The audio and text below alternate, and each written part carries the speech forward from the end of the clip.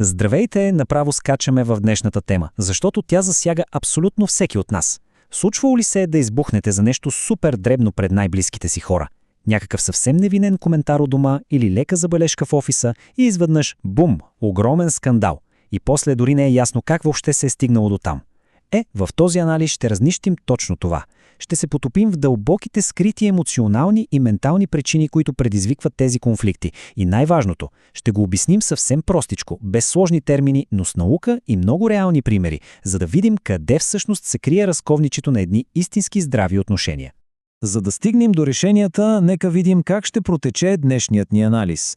Първо ще потърсим корена на конфликтите, после ще минем през емоционалните рани и биологията на нашият мозък. След това ще си поговорим за огледалните неврони и музиката, на която танцуваме в отношенията си, за да завършим с две невероятно практични концепции – правилото за кучето и котката и вълшебната кухня. Звучи интересно, нали? Да започваме. И така, част първа. Коренът на нашите конфликти. Или иначе казано, защо понякога имаме чувството, че с най-близките ни хора буквално живеем на различни планети. Това е големият въпрос днес. Защо се нараняваме най-много с хората, които обичаме най-много? Представете си следната напълно класическа ситуация. Прибирате се след един безкраен и изтощителен работен ден. Влизате в кухнята и виждате пълна мивка с неизмити чинии. Правите една съвсем кратка, може би леко изнервена забележка на партньора си, а в отговор получавате същинска гневна тирада. Само след минута и двамата си крещите, въпреки че по принцип искрено се обичате. Защо се получава така? Как така едни мръсни чинии взривяват цялата комуникация? Концепцията на изследователката Наталия Осминина ни дава доста интересен отговор тук. Тя обяснява, че макар да си мислим, че споделяме един и същи свят, всъщност ние съществуваме на напълно различни енергийни честоти. Буквално живеем на различни планети на съзнанието. Нека се върнем на онези неизмити чинии. Единият партньор вижда в тях тотална липса на уважение към труда му, а другият ги вижда като опит за непрекъснат контрол и задушаване. Илюзията, че споделяме една и съща реалност и виждаме света през едни и същи очи, е точно това, което прави дори най-базовото разбирателство такова огромно предизвикателство. Преминаваме към втора част – емоционални рани и привързаност, т.е. скритата паника под повърхността. Как тези разминавания ескалират до толкова болезнени скандали? Тук авторът Дон Мигел Руис има една брутално точна метафора за раненият ум. Представете си за момент, че кожата на емоционалното ни тяло е покрита с хиляди малки инфектирани ранички. Всичките са пълни с емоционална отрова. Стари обиди, детски травми, страхове. Ако някой докосне здрава кожа, всичко е наред, усещането е приятно. Но ако докосне отворена рана, болката е буквално нетърпима. Точно за това избухваме. Когато колега или партньор каже нещо, което му се струва безобидно, той всъщност натиска стара емоционална рана. От шока и болката ние избухваме и заливаме другия с тази токсична емоционална отрова. И вижте, това не е просто някаква поетична метафора. Има си сериозна наука зад него. Клиничните изследвания на психотерапевта Сю Джонсън и нейната емоционално фокусирана терапия доказват, че любовта при възрастните е форма на много дълбока връзка на привързаност. Ние не сме просто рационални роботи, които правят логични сделки в отношенията си. Ние се свързваме емоционално с същата онази отчаяна нужда от сигурност, с която едно малко дете се свързва с майка си. Това е абсолютно ключов момент. Когато започне онзи тривиален спор за чиниите или за забравена годишнина, нашият бозайников мозък бие червена тревога.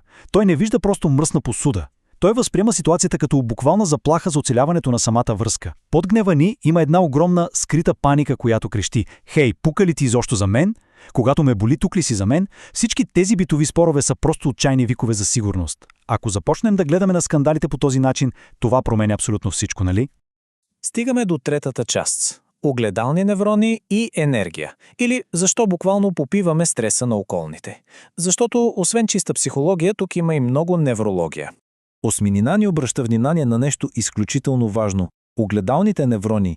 Те са еволюционен триумф, защото ни позволяват да изпитваме емпатия, да се свързваме с другите. Но имат и една много сериозна уловка. Когато някой около нас е под стрес, ядосан или страда, тези неврони буквално попиват неговото състояние.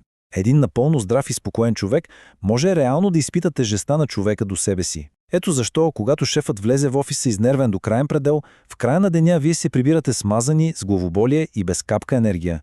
Вие сте абсорбирали чуждия стрес. И тук е напълно логично да попитаме, добре де и какво да правим?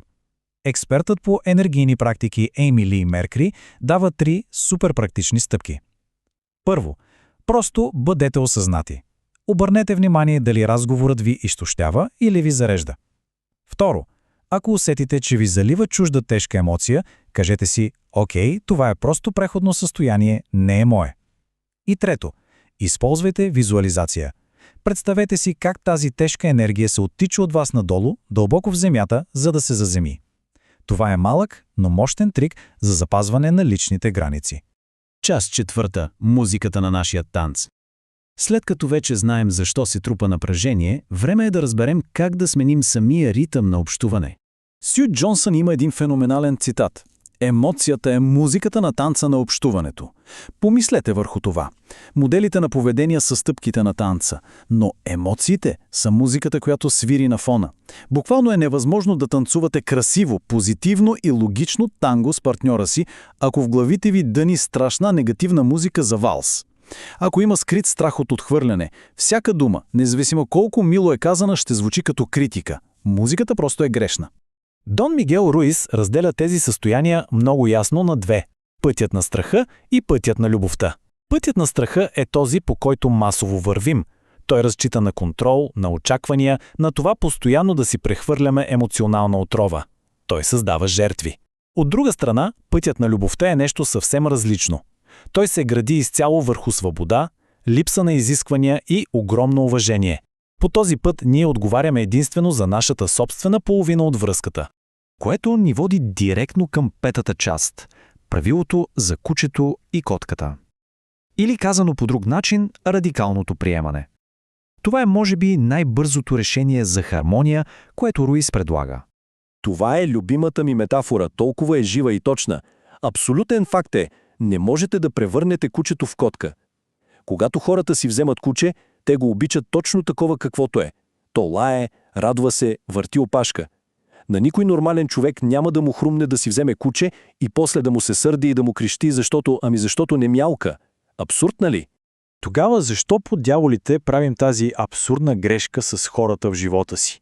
Събираме се с някого и буквално на следващия ден започваме да го превъзпитаваме.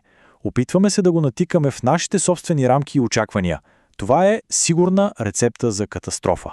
Здравословните отношения изискват радикално приемане. Истинската любов означава да оставим човека до нас да бъде точно това, което е. Без тайни планове да го променяме.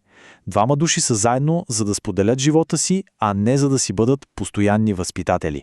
И така, стигаме до финалната 6-та точка – вълшебната кухня на любовта и нашето вътрешно изобилие. Това е най-дълбоката промяна, която трябва да направим, за да спрем емоционалния глад веднъж завинаги. Руис ни кара да си представим нещо много красиво. Представете си, че имате дом с вълшебна кухня, която може да произвежда абсолютно всякаква храна в неограничени количества. Ако имате такава кухня, никога няма да се тревожите какво ще ядете, нали? А когато ви дойдат гости, ще ги нахраните щедро, просто заради самата радост да споделите тази храна, без да очаквате да ви платят за нея. Човешкото сърце е точно тази вълшебна кухня. А храната вътре, това е безусловната любов. Замислете се за огромната разлика. Когато сме затворени и не обичаме себе си, ние умираме от емоционален глад. Готови сме да просим и да се молим за едно жалко парче пица, някакви трохи внимание и валидация от партньора. Правим компромиси от чист страх да не останем сами. Но ако осъзнаем, че тази вълшебна кухня вече съществува вътре в нас, нуждата някой друг да ни прави щастливи просто се изпарява.